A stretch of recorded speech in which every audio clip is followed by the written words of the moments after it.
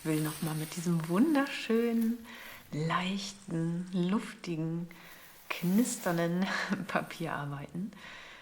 Genau, und ich fange noch mal gleich an, wie letztes Mal, aber es soll doch anders werden.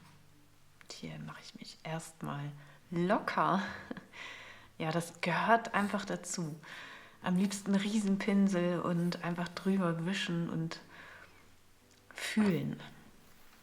Ja, das ist eigentlich. Und noch besser fühlen kann ich hier mit Pappe.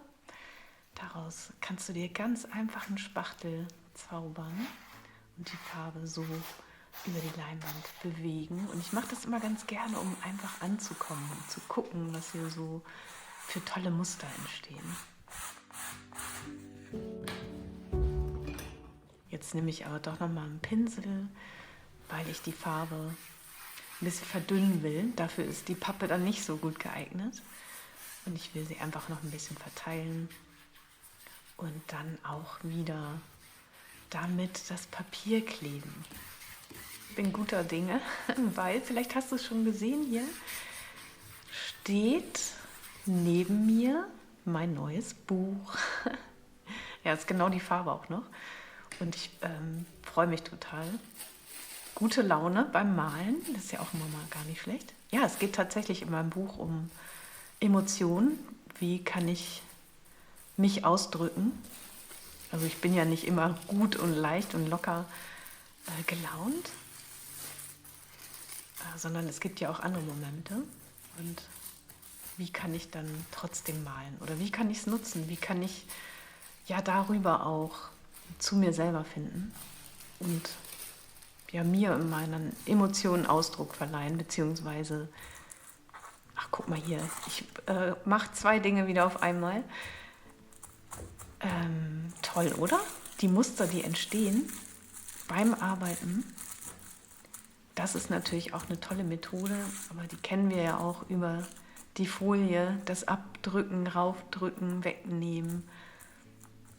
Da haben wir ja auch schon öfter mitgearbeitet. Also ich drücke das hier noch ein bisschen ran und dann klebt das auch schon damit gut fest. Und selbst wenn es dann nicht überall fest ist, ist es egal. Kommt sowieso wieder Farbe rüber.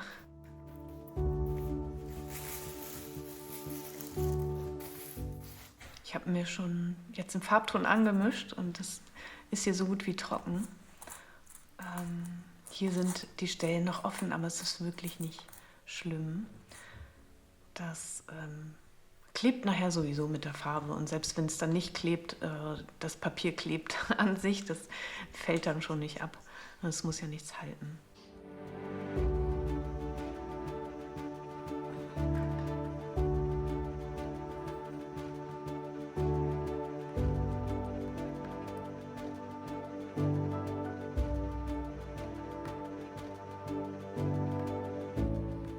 Sehr schöne Momente.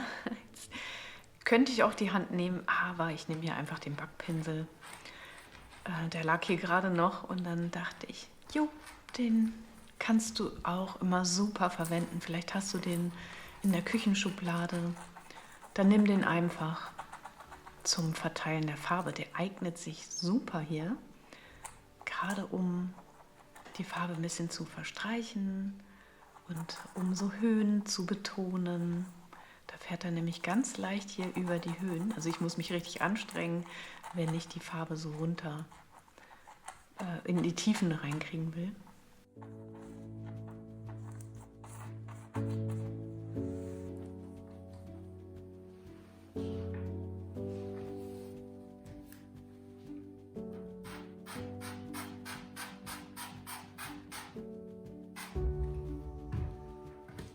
Die Farbe könnte ein bisschen mehr laufen.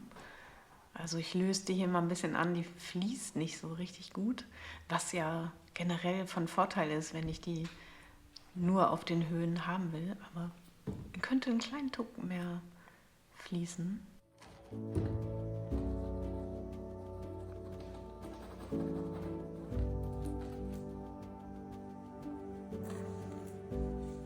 Erinnert mich jetzt irgendwie an eine Berglandschaft. Seen und Berge. Wollen wir noch ein paar Wolken oder ein bisschen Wasser?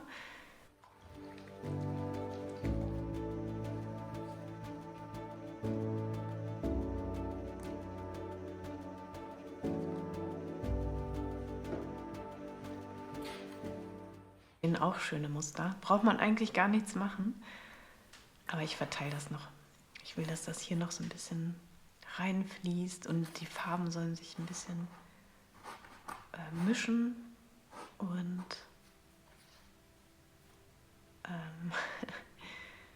doch, das geht. Mit der Pappe geht das gut.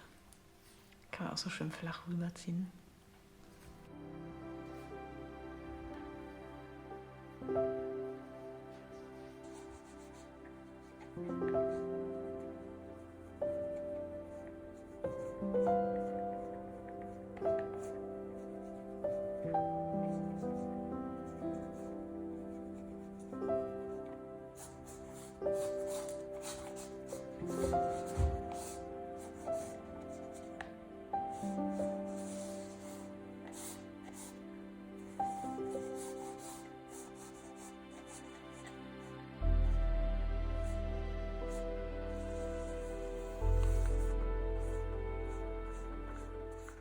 Nochmal einen Rest Farbe verstreichen. Das hat ja sowas Meditatives. Also es ist sehr schön. Ich kann hier voll gut abtauchen und ja, die Farben mischen und verteilen und Muster entstehen lassen, Berge entstehen lassen und Seen entstehen lassen.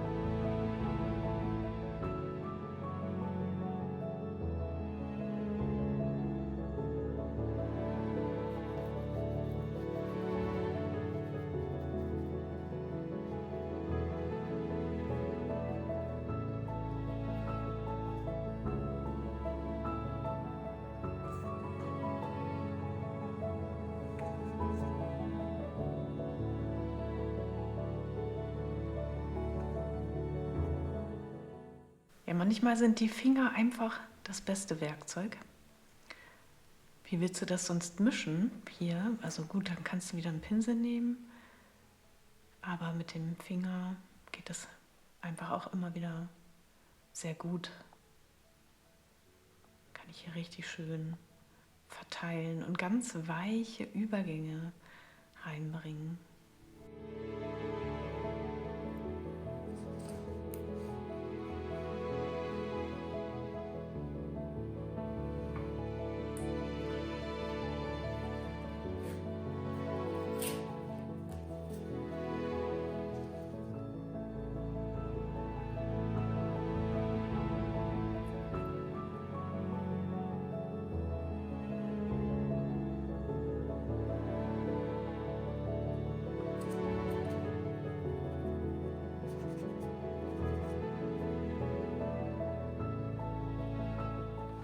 Ich habe mir hier noch ein Türkis hingestellt und ja, vielleicht ist jetzt der Moment, wo ich das auch mal teste hier. Aber die Farbe ist sehr nass und das geht mir schnell verloren. Gebe ich das mal hier auf. Hier ist ein bisschen weniger nass.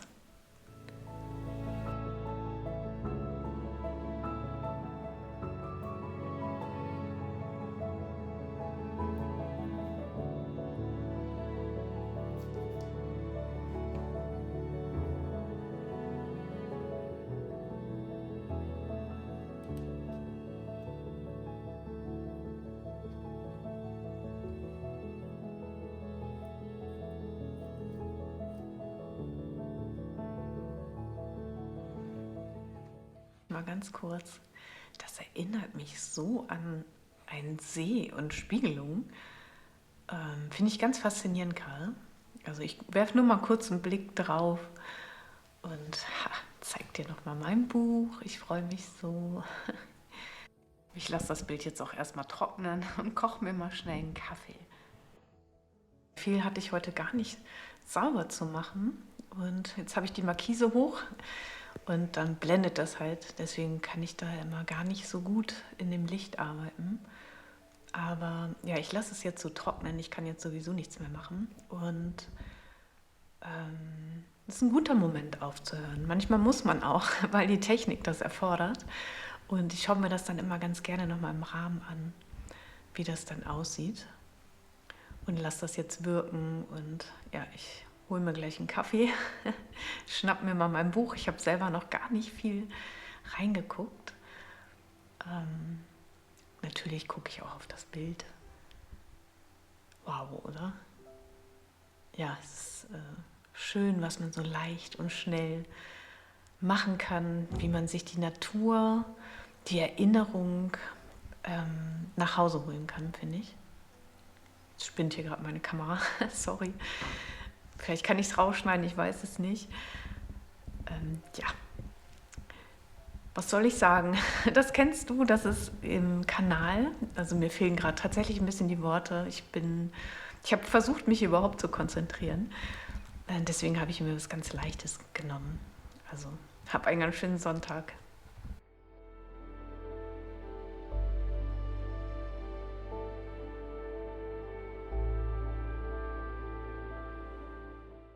Es ist schon interessant. Dieses Buch ist genau in der Zeit gekommen, als ich das Bild malen wollte. Und während ich dann an dem Bild mit dem Papier gearbeitet habe, habe ich wieder gemerkt, wie viel da eigentlich auch schon wieder drin steckt. Also das Material bringt etwas mit.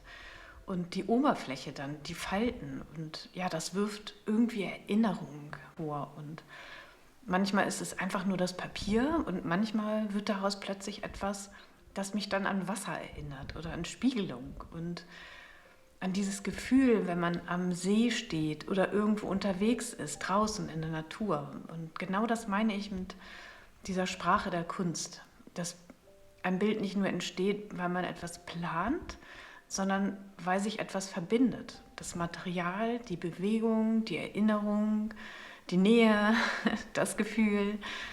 Ja, und das ist das, was gerade da ist. Und im Buch habe ich dafür Worte gesucht und ja, bin der Meinung, es gibt sowas wie innere Räume und habe über die geschrieben. Also ja, denn eigentlich geht es immer um genau das hier, dass im Malen etwas sichtbar wird, das man vorher gar nicht so greifen konnte. Und vielleicht ist das auch das Schönste daran, dass man irgendwas nicht komplett erklären muss, sondern einfach erleben darf auf der Leinwand. Danke dir für dein Sein hier. Danke, dass ich das hier mit dir teilen kann. Und ja, schön, dass du da bist. Hab einen ganz schönen Sonntag. Mach's gut. Tschüss.